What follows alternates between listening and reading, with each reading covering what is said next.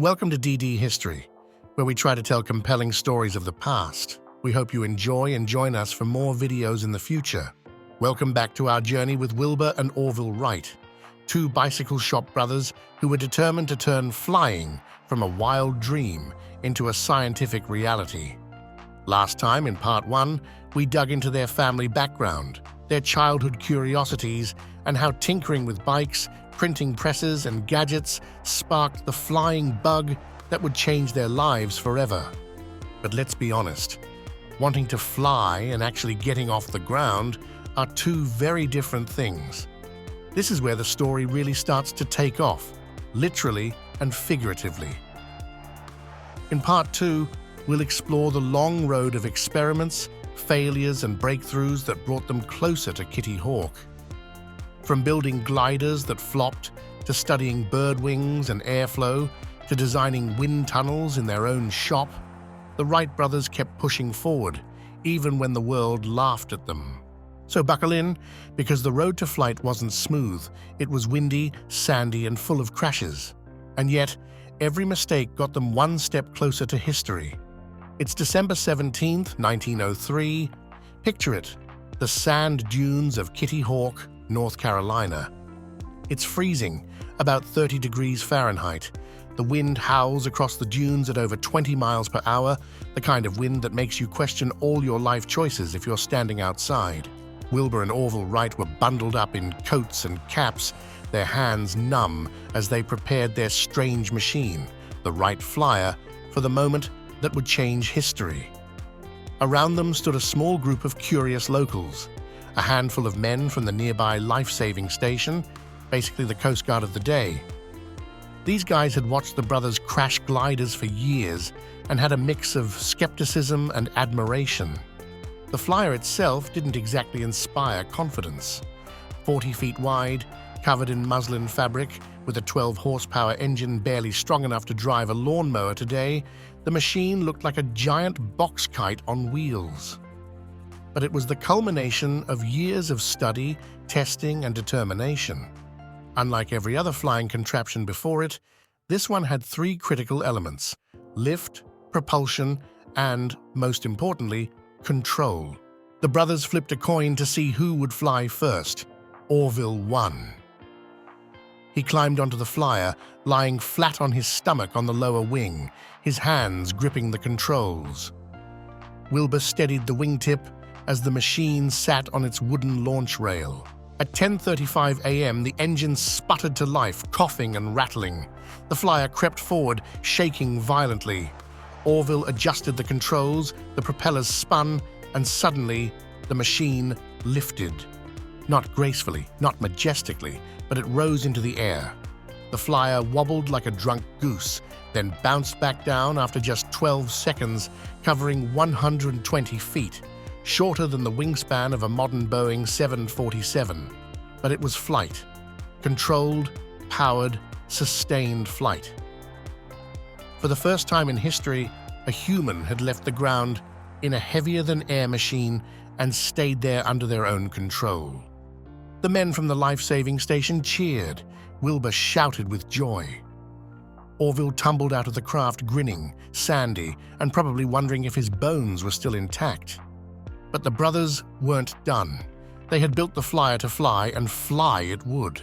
They took turns, each piloting it further than before. Second flight, Wilbur managed about 175 feet. Third flight, Orville went 200 feet.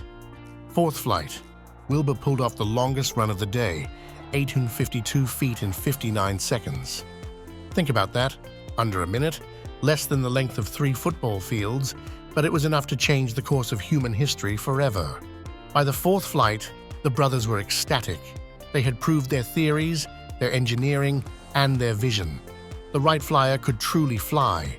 Of course, history rarely lets anyone celebrate without a punchline. After the fourth flight, the brothers set the Flyer down to rest. They turned their backs for a moment, and a strong gust of wind flipped the machine end over end, smashing it into the sand. The Flyer was wrecked beyond repair. Total flight time that day, 98 seconds. Total distance covered, about 1,500 feet. That's it. less than 2 minutes in the air, but it was all they needed. The Wright Flyer never flew again, but the age of flight had begun. Here's the thing, almost nobody believed them. The Wrights sent a telegram to their father, Bishop Milton Wright, with the news, "Success, 4 flights today, longest 57 seconds, inform press, home for Christmas." Excited, the family contacted the local Dayton newspaper, but the editor thought the story was exaggerated, or maybe even a prank. After all, people had been crashing flying machines for decades. Why would 2 bicycle mechanics succeed where brilliant scientists and engineers had failed? Even when stories trickled out, the wider public ignored them. The world wasn't ready to believe that the age-old dream of flight had actually been achieved by 2 guys in Ohio. It wasn't until 1908, 5 years later, when the Wrights demonstrated their planes in public in France and Virginia, that people finally believed them. By then, they weren't just flying for seconds, they were flying for hours. So why did they succeed where others failed? They understood control. Most inventors thought flight was just about wings and engines. The Wrights focused on steering, developing wing warping, a method of twisting the wings to balance in the air. This principle is still used today in a more advanced form in airplane ailerons. They tested relentlessly. Their homemade wind tunnel allowed them to test over 200 wing shapes, gathering better data than the so-called experts. They built light but strong. Using bicycle parts, spruce wood, and fabric, they created machines that were both sturdy and flexible. They didn't quit. Every crash, every failure, every laugh from the neighbors, none of it stopped them. After Kitty Hawk, the Wrights refined their designs. By 1905, they had the Wright Flyer III, capable of flying 24 miles in 39 minutes. That's the equivalent of crossing an entire city without ever touching the ground. When they demonstrated their planes publicly in 1908, crowds gasped as they swooped, circled, and controlled their flights with precision. Suddenly, the world realized this wasn't just a novelty, this was the future. Governments scrambled to buy the technology. Militaries wanted reconnaissance planes. Businesses dreamed of commercial uses. And regular people, well, they started imagining a day when they might fly across the country in hours instead of days. Think about it. In less than 70 years, humanity went from the Wright Flyer's 12-second hop to landing on the moon in 1969. The technology snowballed at a speed unmatched in human history. The Wright brothers sparked that revolution. They didn't just invent a machine, they opened the skies. They made the impossible possible. Today, their original flyer is preserved in the Smithsonian's National Air and Space Museum in Washington, D.C., a national treasure that still looks fragile, like it might blow away if someone sneezed. But it stands as proof that 2 brothers with no formal training, little money, and a lot of determination could change the world. It's kind of funny to think about. On December 17, 1903, Wilbur and Orville didn't set out to make history. They just wanted their contraption to work. The longest flight was under a minute, shorter than most people's TikToks. If you told them that in a century, people would be flying 500 miles per hour across oceans while complaining about airline peanuts, they might have laughed you out of the room. And yet here we are. Every plane, every jet, every space shuttle traces its lineage back to a cold morning in Kitty Hawk, with 2 brothers, a rickety flyer, and 12 horsepower. So, what can we take from the Wright brothers' story? That big dreams don't require big titles, big funding, or big names. They require persistence, creativity, and the courage to crash a few times, sometimes literally.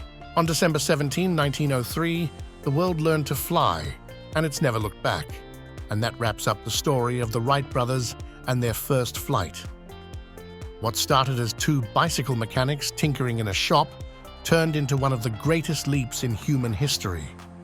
From 12 seconds in the air to jumbo jets and rockets to the moon, every flight traces back to Kitty Hawk.